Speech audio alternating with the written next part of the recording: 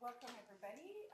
This is a presentation hosted by the Posthumanism Research Network and the PhD program in Interdisciplinary Humanities. We are welcoming Dr. Stuart Murray, who's a professor of contemporary literatures and film and director of the Center for Medical Humanities at the University of Leeds. His research interests are in the representation of disability and mental health, as well as cultural theories of robotics and the posthuman. And he has published widely on narratives in contemporary fiction and commercial cinema in particular.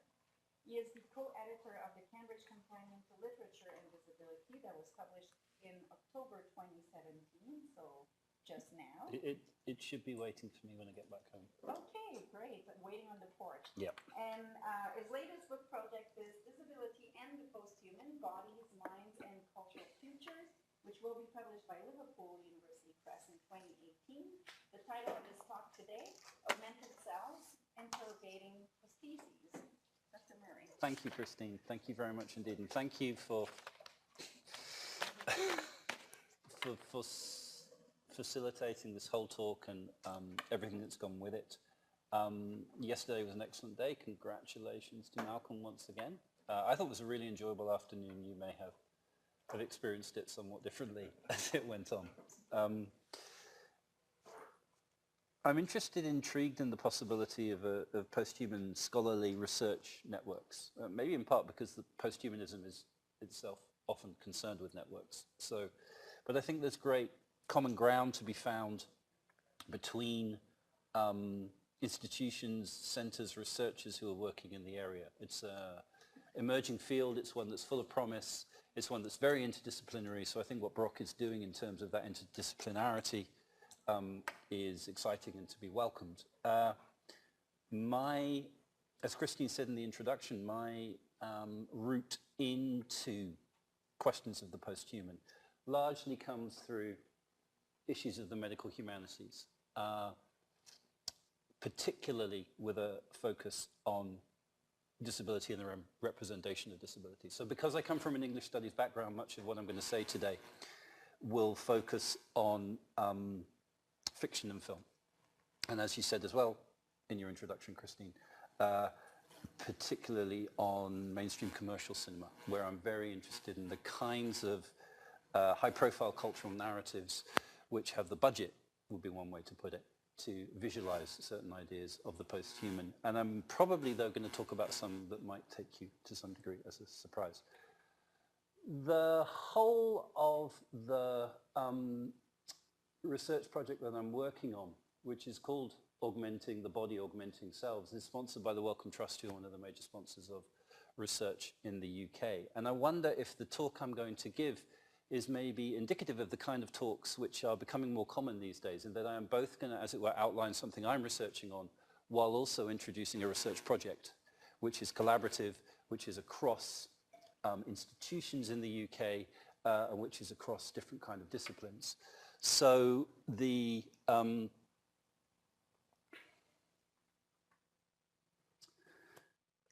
Wellcome project that we're running is at the moment called Augmenting the Body, and as it says here, interdisciplinary Wellcome-funded medical humanities project exploring disability, bodily extensions, care, and the posthuman. So this is the project that we've been presenting it at home. It's the one that's funded. Our plan is to apply for a further grant, which will take us up to 5 years worth of study around the idea of augmentation, enhancement, the posthuman, disabled self. So what I'm going to talk about revolves around all of those things.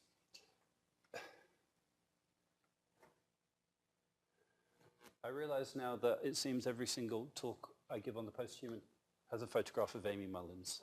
There is no particular reason for this. It just seems she is a fantastic visual shorthand, in particular towards an idea of person meeting, woman meeting machine, maybe in the interface. And the questions that arise, I think, not just from the way in which she embodies certain issues as both an artist and a sportswoman, but also the way in which she is visualized in certain ways, I think. But I won't say any more about her. She's just there, I think, as a kind of marker for a discussion of posthumanity.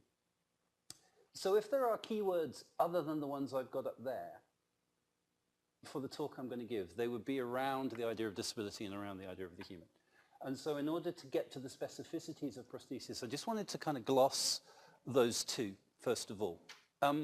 Much of my reading over the last 10, 15 years or so has been around the questions of critical cultural disability studies, around critical disability aesthetics.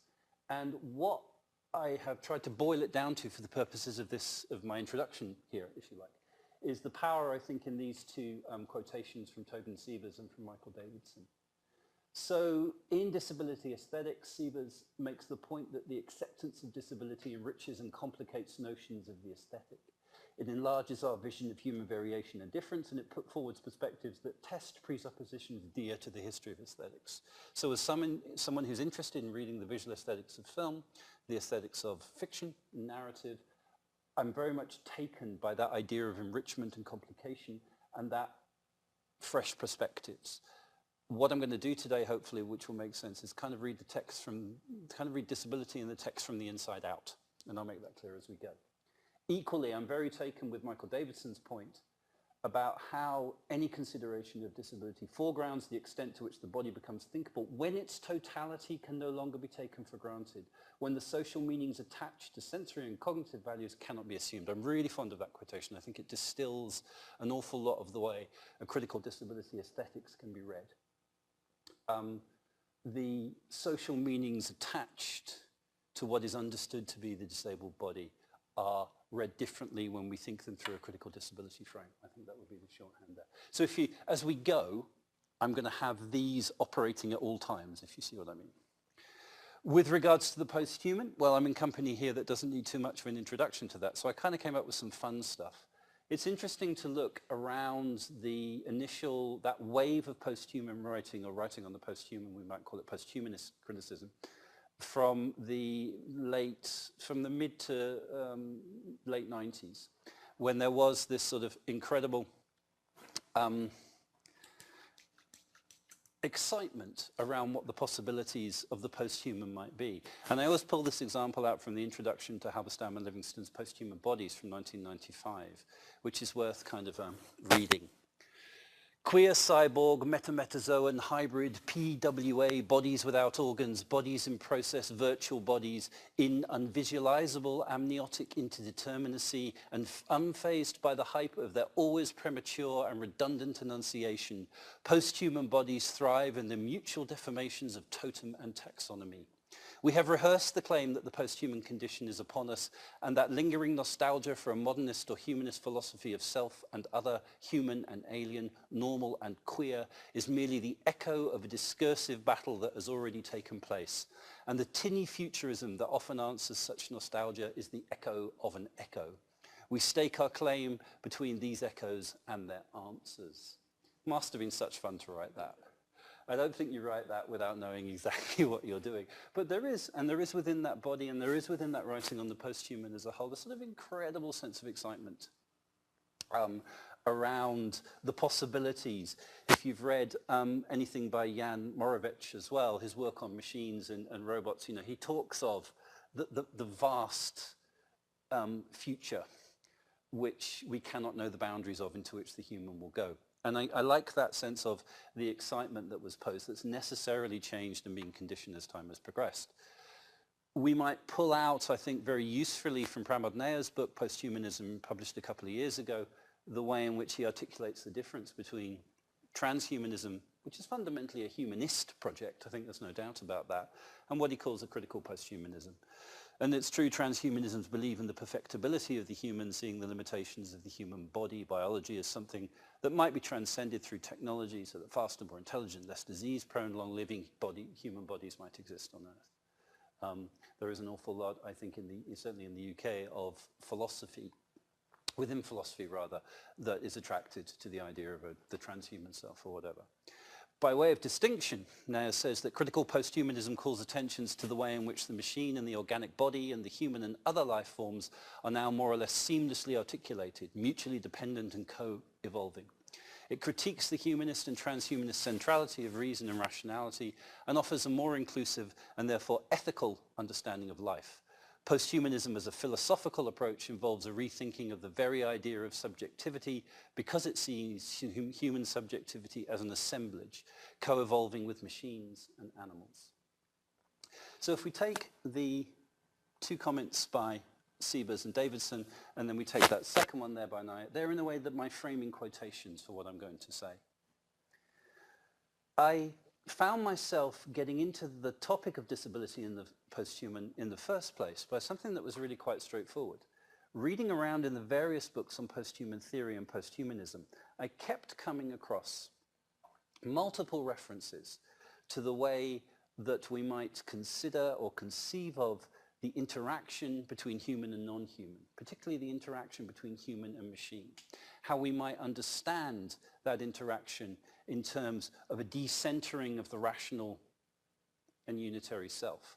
How we might better think through the way in which that decentering could give us new senses of bodies, different kinds of bodies, bodies conceived of through the networks that posthumanism was suggesting would be incredibly productive. What nearly always happened, though, was the suggestion within this body of work that this was something to be expected in the future. And what I kept feeling was, if there was surely a discussion to be had about where human might meet machine, why might you not ask someone in a wheelchair?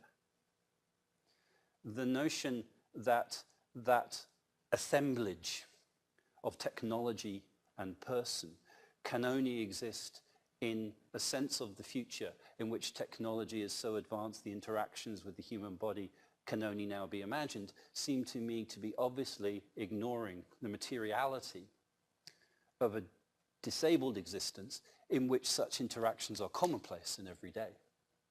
Everyday posthumanism, I think, is a really interesting idea. And I got angry, in effect, with that mass of posthuman writing that never considered disability at all, that had not read disability theory, that in effect was ignoring the possibility of an everyday lived posthuman interaction where indeed bodies are thought of differently and subjectivity and personhood is thought of differently, that was right under the noses. So to me, the utopian guise of some of this idea of bodies without organs, say, was missing something that had to be put back into it. And it's only relatively recently, I would say, even last 18 months, 2 years, that posthumanism has started to think about disability. In the book, Posthumanism, that I'm mentioning here by now, here's a short piece on it. But otherwise, it is a bit of a wasteland, and that is to be much regretted, I think, because it is genuinely a blind spot. I use the phrase purposefully in the criticism. Okay, so how might we take our ideas of networks, assemblages, co-evolution, the critical intersectionality that comes from those, and put them towards an idea of reading disability within an idea of the posthuman? Well, I'm going to do it the way I do things, which is through fictional texts. And much of my thinking on the posthuman started out by thinking about this guy. This is, of course, in fact, I've cheated slightly there because the image should be maybe an image from the book, which was published in 1900, and I've given you Jack Haley as Nick Chopper from the 1939 film. I just want to talk a little bit about why I could make an argument for the Tin Woodman being a certain kind of paradigmatic posthuman figure. So I'm going to read the novel, I'm going to read one of the follow-up Oz novels as well to try and show how that might be the case. So if you know the story, Dorothy and the Scarecrow, who are en route to the Emerald City, they come across the Tin Woodman. He's fixed and frozen, forgotten and left in the wood. He's rusting. When he's oiled and liberated from his paralysis, he explains in quite a long anecdote to his rescuers the circumstances behind his transformation from a human forest laborer to a figure who's constructed entirely from tin. The Woodman, before his transformation, is in love with the Munchkin girl. But the Wicked Witch of the East disapproves of this, and in order to prevent a marriage, she enchants the axe that he uses so that he chops off his own leg as he's working with it. This proves not to be a problem. He goes to find a tinsmith, and the tinsmith makes his leg again. He mismanufactures this. The love relationship between the Munchkin girl and the labourer continues. So infuriated by this, the witch then enchants the woodman's axe again, and one by one he chops off his other leg, both arms, and finally his head. Equally, this is not a problem. None of these are problems. He returned to the tinsmith, who makes him a more than adequate replacement, and the relationship continues. Until this happens. Sorry, that's the one where he talks about the enchantment of the axe, and it was chopping away, and it chopped off his leg, and it moves all his other parts as well. He thought he had beaten the wicked witch then, he says, and I worked harder than ever, but I little knew how cruel my enemy could be. She thought of a new way to kill my love for the beautiful Munchkin maiden, and made my axe slip again so that it cut right through my body, splitting me into two halves. Once more the tinsmith came to my help and made me a body of tin, fastening my tin arms and legs and head to it by means of joints, so that I could move around as well as ever. But alas, I now had no heart, so that I lost all my love for the Munchkin girl and did not care whether I married her or not. So in fact, what became of interest to me was the realization that the woodman's protracted transfiguration through the addition of all these different prosthetic limbs is in fact a subplot to the main event outlined here, which is the failed romance with the Munchkin girl and the dramatic machinations of the Witch of the East, who's intent on ruining their relationship. So after all the changes that he undergoes physically, the woodman is finally rendered unrecognizable and is no longer his former self, not because of his embodiment or his appearance, but ultimately because the most central aspect of that self was his capacity to express and receive romantic love. So, as Dorothy and the Scarecrow find him, the Tin Woodman is devoid of humanity, and that his metal limbs are only the most obvious outward manifestation of an absence in which the real missing element is reciprocated emotions. The loss of the body, it emerges here, does not mean the absence of those characteristics with which physicality is associated. And of course the woodman proves he has the full complement of humanity through his interactions with the other characters in the story as the journey to the Emerald City progresses. What I do is I take that narrative to be representative of a much wider cultural belief that's particularly prevalent through the 20th century. It's very useful for my argument that The Wonderful Wizard of Oz is published in 1900. And into our own century, that to be human is to have precisely the kind of embodied wholeness and corporeal integrity that Bauman's Tim Woodman represents. And if you take your theory from Judith Butler to Rosie Bradotti, you'll see different arguments about the necessity to understand and to critique that sense of corporeal integrity. And that the humanism that's central to the search for such wholeness animates dynamics of selfhood, community and belonging that typify various kinds of normalcy. So it's the humanism that goes along with the Tim Woodman's narrative, I think, which promotes a sense of normalcy in terms of ableism, in terms of gender positioning, in terms of power formations. What Baum did, having written a very successful novel, was he recognized the power of the franchise. And for the rest of the 19 years of his life, he carried on writing Oz books. He produced a play that went to Broadway. And in fact, after his death, his estate carried on publishing official Oz books. And I think the last one I heard of was published in 2012. That was actually sanctioned by his estate. The major characters in the first novel got their own narratives. So one of the last ones before Baum's death in 1919 was called The Tin Woodman of Oz. And it was one of the last of the series. In this one, the Tin Woodman is now an emperor.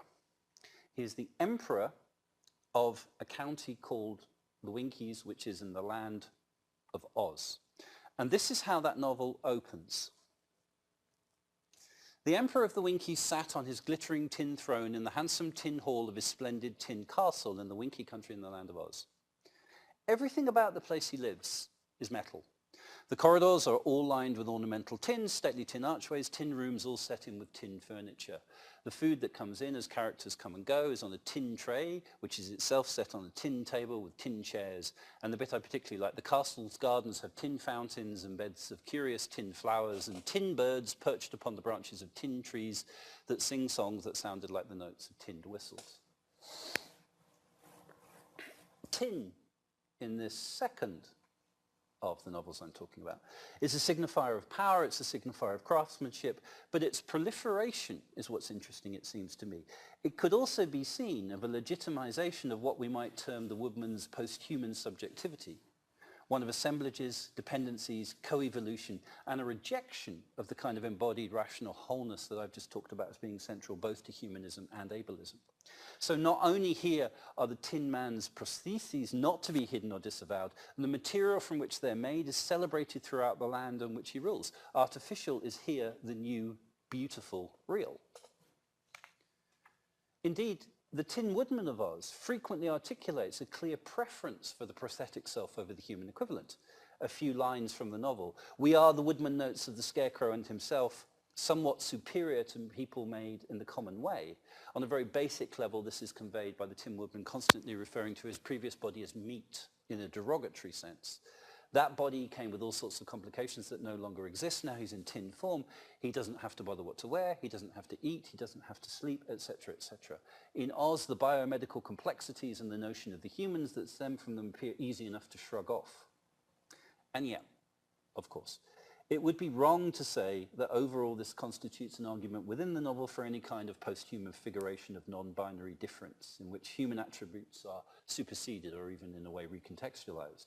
Rather, the lesson that emerges from my reading of the Woodman, I think this is central to what I find in fictional texts about disability and the posthuman, is this apprehension of the tension that exists between the artificial embodiment and the humanism, if you like, between that opening where everything is celebrated as being as tin and the nevertheless humanist drive of all of the Oz novels to function towards reconciliation. There is, after all, no place like home. And return. It's that tension. I'm drawn towards texts that do not make sense, that are confused, that are contradictory. They seem to me to be the most interesting ways to tell us about the ways in which we might theorize, in particular my concerns, the issues of disability and the posthuman. So the preference for the tin body that we see here, the ease with which he adapts it to his new world, never reduce the actual power that notions of heart or home play in putting back together the wholeness of Oz. But we could backtrack and choose to reconfigure how we read the text. What if we chose to refuse the obvious invitation to read the Tin Woodman story in terms of redressed absence? And rather, what if we chose to see him as an emblematic figure of successfully posthuman possibilities, to read him as a cyborg, to read him as a biohybrid, to meet him as a meeting of material body and technological adaptation? What if, following some of these textual details noted, we feel the woodman is enhanced rather than diminished by the transformation he undergoes? How might we then expand upon the processes to work up ideas of disabled posthuman subjectivity that articulate new ideas of biopolitics or health or presence or justice, if you think through those terms, maybe as conceived by Donna Haraway or as conceived by Martha Nussbaum in Frontiers of Justice, for example? What would it allow to operate those ideas in those ways? Well, because I think one of the interesting things is if you were to ask anybody, is The Wizard of Oz a disability narrative? Most people would have to think for quite a long time before agreeing that it might be. It would not necessarily be something that was straightforward, despite the fact that Oz itself, of course, is full of characters with different kinds of disabilities. What does it allow if we take as a guiding character the Tin Woodman to animate the sense of reading contemporary ideas of disability and the posthuman? So I take from him, if you like, a linkage to any number of narratives about prosthesis, augmentation, technology, and selfhood. As one example, from Metropolis, this from film examples, to Ex Machina and Her, stopping off at Blade Runner, RoboCop, and the X-Men films on the way, there is a trajectory of high-profile commercial films that explore or utilize the human and non-human interface, usually, of course, with humanist outcomes, but nearly always with the kind of tensions that I'm saying are central to Baum's novel, particularly that visual sense of a preference for the prostheticized body, nevertheless with the humanist narrative that would want to restore wholeness to it at the end. That I see as a profound tension, it seems to me. And I argue that analyzing these texts allows for a more nuanced sense of majority culture's apprehensions of the issues surrounding augmentation, enhancement, and physical and cognitive difference. So what I'm trying to say, I think, is more than just a sense of critical mapping. There's more than simply a sense of finding a text in which there might be a posthuman character with a disability and saying, look there. It is what is the critical aesthetic that comes out of that that allows for the relocation of criticism, maybe through those frames from Siebers and Davidson that I put up at the start. That's what interests me.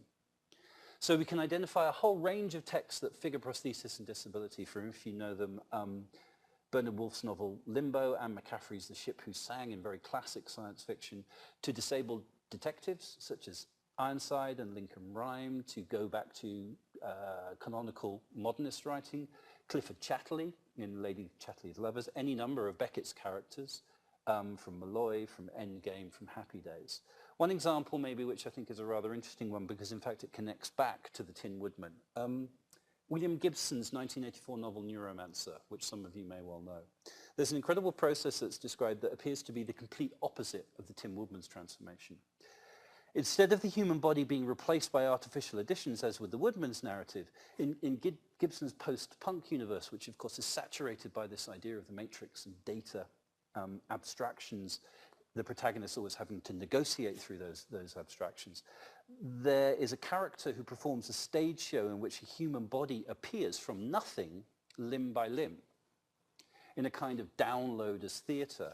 So seemingly from nowhere, our central characters are watching a stage, and seemingly from nowhere, a woman hands appears, I'm quoting here, to be followed by another. Then the act progressed with a surreal internal logic of its own. The arms were next, feet, legs, then the torso formed, caressed into being, white, headless and perfect. Now limbs and torso had merged, the head was there, the image complete. So from a complete absence, a body has been put together on a stage. The last clause there gives it away though. The head was there, the image complete. Because although seemingly human, the body created on stage is in fact just another of the novel's data manifestations. But, this is what I like about Gibson, rather than that image signaling a lack of humanity, Neuromancer makes it clear that the very idea of the human body is in fact just one competitor in the battle for self and presence, jostling with any number of virtual adversaries. So in Neuromancer, the enhanced body, whether it be the product of plastic surgery, pharmaceutical intervention, or as in the example I just quoted there, visual illusion, is an everyday part of the world that the characters inhabit. It's not so much in Gibson's world, for example, whether the body or mind has been enhanced, but rather the meaning of such changes within the various economies, financial, criminal, political, textual, in which such enhancement has taken place. In Gibson, the transgression of the human is ordinary, and I think as a result, the very ideas of disability and what it might mean is challenged. What comes over in Gibson then arguably is a kind of reverse prosthesis. The body as image, data, or tech construction. In such imaginings, and this is what interests me coming from a critical disability point of view, the disabled body is not subject to the standard metaphors which always seem to attach to it of absence or lack or loss, those features that dominate so many disability narratives. Instead, we can read critically such bodies as both metaphorical and material, even as we critique the terms of both. And that's something that's very much displayed, if you know the critical literature, by the writings, say, of Vivian Sobchak, Margaret Shieldrick, who I know has been here to speak, others who write in the wake of Donna Haraway's seminal theorizing of the cyborg and consequent readings of the bodies. So that way in which I think, through the Tin Woodman, through Neuromancer, the notion of the disabled body being read in a way that does not simply signal absence, that rather signals a way in which we can talk productively about both materiality and metaphor, something I'd like to take forward. So now I've got my clip. My clever little move here, I think it's quite clever, it's up to you, is we go from the Emerald City to, actually what I'll do is I'll just put that on there for a second, to the green zone. You like that?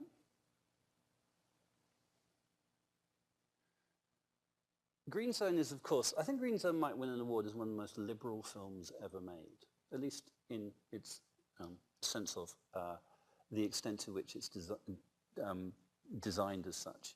It concerns the failed attempts in Iraq just after the US invasion to find weapons of mass destruction. its central character, an army sergeant played by Roy Miller, slowly realizes that in fact there are no weapons of mass destruction, and instead of giving all his attention to looking for them, he turns upon his superiors to find out the truth. So it's quite classic in those. It is a huge sense of apology, and it carries such guilt about the 2003 invasion ever having taken place. And as a narrative, it desperately seeks to right that wrong. I think this is one of the most interesting scenes in the film, however. It's a film which moves, of course, being made by Paul Greengross as well, and with the kind of direction and editing we might expect from that, moves incredibly fast. It's an incredibly loud film. There are helicopters, there's shouting and all sorts of things. I'm going to show a scene in which Miller chases his translator, a character called Freddie. Freddie has been given a book which may or may not contain the names of people who will give evidence about the non-existence of weapons of mass destruction. And at a certain point, he runs from Miller's platoon, and Miller runs after him, and we get this. So let's see, is it up there? Oops.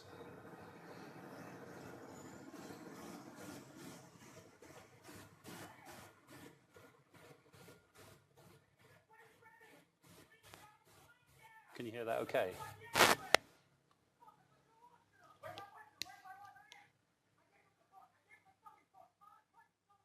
Thanks.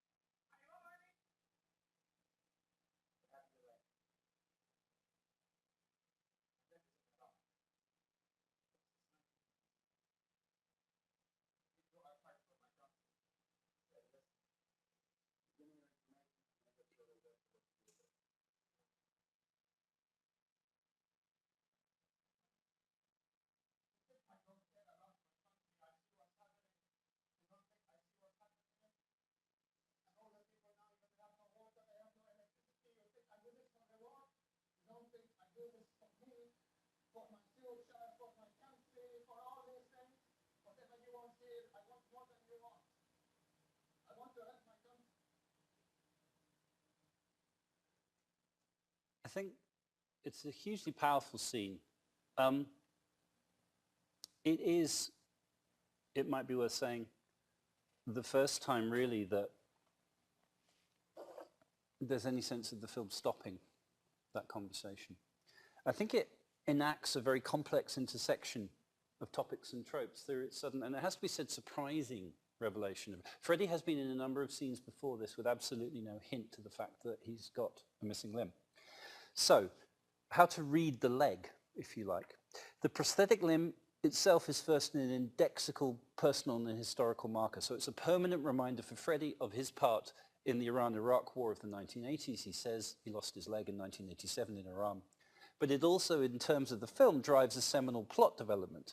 It breaks the logic of Miller's insertion into the military technological infrastructure of the US presence in Iraq with its revelation of what is clearly presented as Freddie's core humanity. That speech, that powerful emotional speech, brings our somewhat robotic Miller to a halt. And it forces him to revise completely his allegiance to his mission. So here that Freddie's prosthesis performs that double movement which is so common to disability signification. It signals both loss in that his body is incomplete and as such stands for the trauma of the Iran-Iraq War and pity for its victims. But of course it's also, it makes him excessively human, which produces this powerful overflow of emotion encapsulated in what he says there, I think, and Miller's very obviously arrested response. So when it is when facing Freddie's disability that Miller is forced to confront the cost of his participation in what the film really from that scene onwards will show to be the fruitless, illegal, immoral, murderous search for Iraqi chemical and nuclear weapons. And so Miller turns from being a cog in the military machine to become an idealistic searcher for truth. It's what, in the time of what Edward Luckwerk has called the post-heroic war, in which there can be no hero, Green Zone seeks to rewrite the soldier as a liberal humanist. The thing I find very intriguing for that is a way in which one might read the film overall, that last point I made about the soldier as a liberal humanist. My argument is it's animated by the scene in which the most important thing is the revelation of disability and the revelation of prosthesis. So it is the moment of disability that I think animates the politics of the film. If I had time, I would show you the extended introduction to Catherine Bigelow's The Hurt Locker, something that pursues a very similar trajectory, in fact.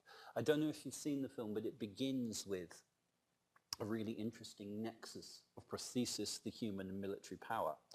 The film actually opens with footage taken from a robot camera, which is itself on a little trolley that is moving to defuse a bomb in the middle of a Baghdad street. That trolley breaks, the camera falls off, and our platoon leader, Matthew Thompson, played by Guy Pearce, has to render safe the IED that's in the middle of the street. So following protocol, they try to disarm the bomb with something that is an extension. And here I'm reading prosthesis in quite a flexible way, I suppose. Seeing the military technology that films about the war in Iraq use, whether clothes or tech or ordnance or vehicles, as themselves being a kind of prosthetic projection of military power. What happens here, though, is that goes wrong. And the all too fragile human body leaves, which is Thompson's, has to be inserted into a Kevlar protection suit, and he has to walk towards the bomb, which is then detonated remotely and he's killed. The need for Thompson to use his own body stems from this technological failure that creates a vulnerability that leads to his death. The human, the film's opening makes clear, is a fragile entity, a state that fits with an understanding of the Iraq War as a conflict where the rules of engagement lack clarity and definition. And what's so interesting about all of these films about Iraq that can be read in terms of disability and prosthetics through an extension of military power is how fragile the human is. In Green Zone, Matt Damon's character is always being beaten up. He's just before, in the scene I showed you, he in fact is attacked by another American soldier, beaten to the ground. The human is incredibly fragile in these films, despite having the technology of the world's most extravagant military superpower. To quickly gloss, what happens following the death of Thompson is, if you've seen the film, he's replaced by Sergeant William James. Always an interesting name, surely. To name the replacement character after the father figure of US philosophical pragmatism is surely somewhat interesting. I don't know anybody who's actually written about it in the film. The character played by Jeremy Renner. And where Thompson followed protocols and did absolutely everything by the book, if you've seen the film, William James, Jeremy Renner, disregards all of that. He takes off his clothes if he needs to de-arm the bombs. He enters, literally in a couple of cases, climbs into them. He does the old guess trick between, shall I cut the blue wire or the red wire or something. In other words, the film makes very clear he acts through what appears to be human intuition. That is the way in which, rather than use the kind of efficient and developed technological systems in which there's a kind of what's been called, I think, in some really interesting cultural geography work around the war in Iraq, an optical detachment. Jeremy Renner's character works through risk-taking, through something which is unplanned, something which is beyond programming. It disrupts the logic of assemblage, central to this notion of a post-human war that's being fought at a distance. In many ways, then, you might say, well, okay, that obviously means we should read Jeremy Renner's character as an exemplar of a certain kind of humanism, which is replacing the technological apparatus and assemblages which otherwise guide military function in Iraq. But the fact is, it seems to me that it's really clear that James is in fact a disabled figure, a psychologically damaged character who is completely alienated from a number of the core elements that would otherwise underscore his human presence. For example, he's totally distanced from his family and any idea of home. On the very short scene we see where he does return to the US, he has no interaction with his son. It's a very clever short scene in which he's just doing some washing up. His son comes in and talks to him, he doesn't reply. We then cut to him being back in Iraq. The sense of the psychological damage which the character has, I think, is very clear. And in a clever way, the film ends as it has begun with, in this case, rather than Thompson walking down the street, with James walking down the street, starting his fourth tour. He's on a loop. This is a character who cannot escape from being in Iraq. So the idea that that somehow might be the sort of humanism that we see in Baum's novel is they're very different. There's no doubt that they're very different. I think it's...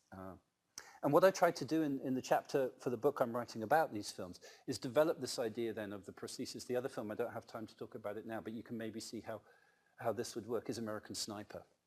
American Sniper, where the idea of the prosthetic projection of power is obvious from the title itself, and where you have another film, I think, that can be read in terms of mental health and that projection of a notion of the prosthetic. And so what I'm going to do to close is just, and I'm sorry this has been scattering around a bit, but I was just trying to move across the different texts that I've been working on to give a sense, is just talk a little bit about a novel, which again some of you may know through the film, Michael Faber's extraordinary novel, Under the Skin, which offers, I'd say, a very different focus for ideas of difference in the body of selfhood. I was talking to Malcolm about this because he knows the film, of course. It is one of the many films representing the posthuman in which the central character is played by Scarlett Johansson, which is the article that is being written right now. But she is in at least 5 or so of very seminal posthuman films.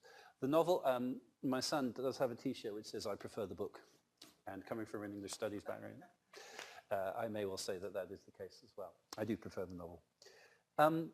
It focuses around, just to say, a character called Italy, which is the character played by Scarlett Johansson. She's an alien sent to Earth by her employers to trap and kill humans who are then processed into exotic food products and sent back home to their home planet.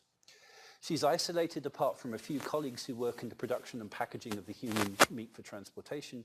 She drives backwards and forwards across the roads of the far north of Scotland, luring male hitchhikers into her car, where they are killed then by needles that come out of the passenger seat they're in, which put toxins in them and kill them.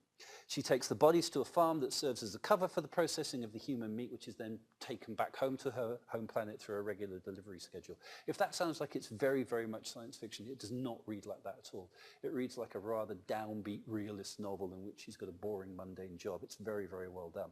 In a clever twist that informs lots of the novel's politics of embodiment and physical difference, the aliens refer to themselves as human, and the humans on Earth are called vodsels, which I think is really interesting. If you're into animal studies, it's very... I've known people who stopped eating meat because of reading the novel. It's a very powerful novel allegorizing the treatment of animals in the contemporary world through this idea that on the alien planet from which Italy come, human flesh is almost a exotic foodstuff which is beyond the sort of economic buying power of almost anyone. The thing that I like about it from the point of view of my argument is to do with the processes of a kind of reverse prosthesis that go on. Italy takes the job because otherwise she would be living in absolute poverty back on her home planet.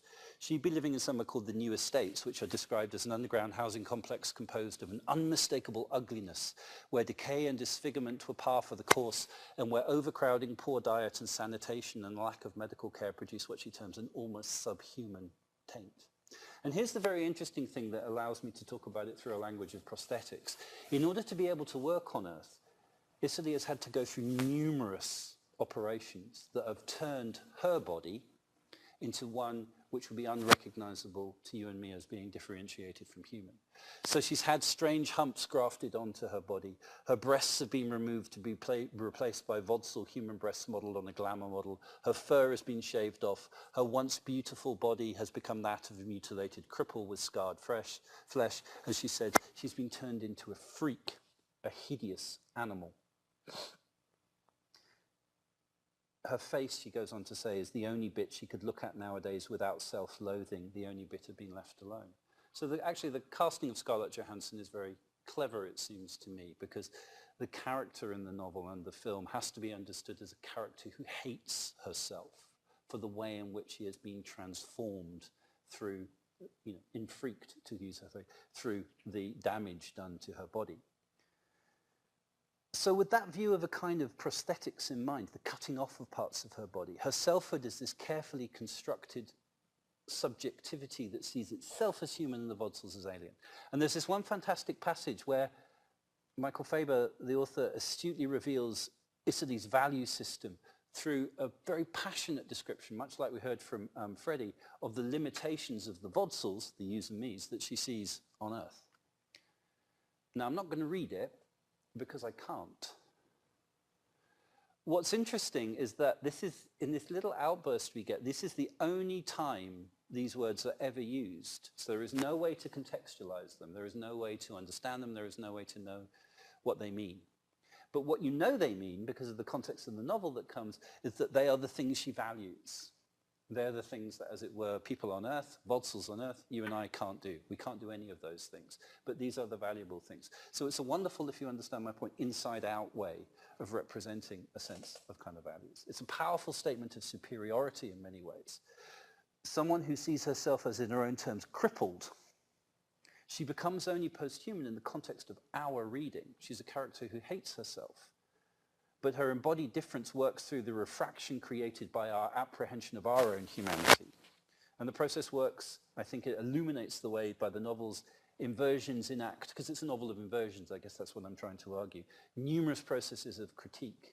So the treatment of the Vodsels after they're captured, they're shaved, they're castrated, they're fattened, they're intestinally modified, they're chemically purified. That's the animal studies, I think, angle. Much of posthumanism focuses on the way in which humans can become machine. And I think that's what I was trying to do in the Iraq War films and with the Tin Woodman. Under the Skin suggests that parallel process of becoming animal, which is a critical exploration that you'll probably know through Niall for Kerry Wolf or through Mel Chen's work in Animacy.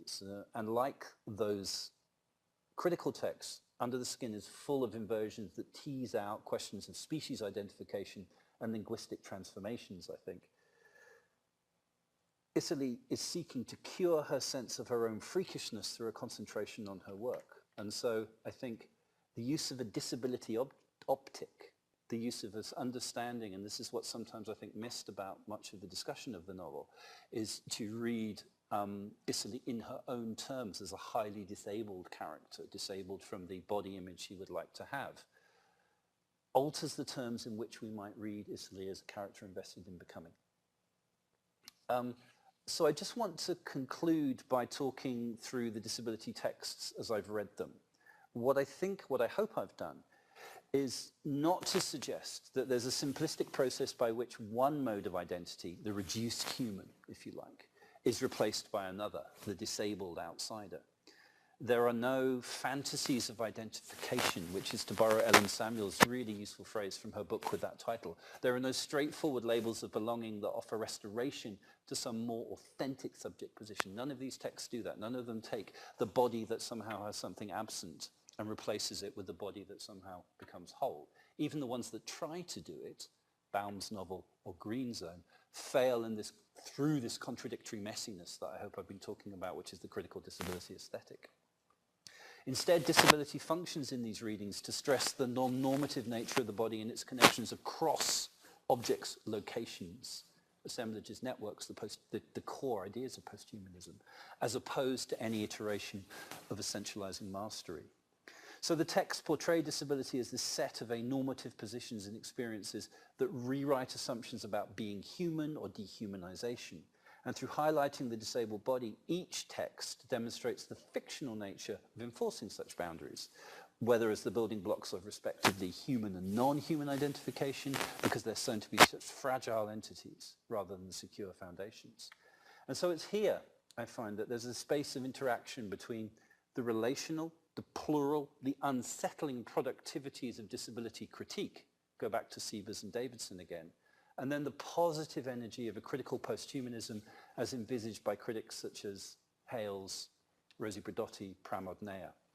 So when a great writer, current young writer on disability theory, Alison Kafer, so what she asserts as the, quote, collective affinities of disability, its status as what she calls a site of questions rather than firm definitions. I see that matched by what Catherine Hale claims for the posthuman as being a condition that marks, quote, the end of a certain conception of the human. I think when Hale said that, she didn't have disability in mind, because that was during that time where posthumanist writing was not, concentrating on disability, but the end of a certain conception of the human is energized by an understanding, it seems to me, of critical disability. So Hales adds, located within the dialectic of pattern, randomness, grounded in embodied rather than disembodied information, the posthuman offers resources for rethinking the articulation of humans. And it's the combination of that and the notion of Kafer site of questions and of firm definitions that frame what I hope has been the central articulation here today, that the aesthetics of disability representation not only engage with such site of questions and rethinking, but they go further. They mobilize the critical insight into human activities, and they further reveal the differences of disability within and between bodies and selves as they're engaging, as we all are, with an increasingly posthuman world. Thank you very much.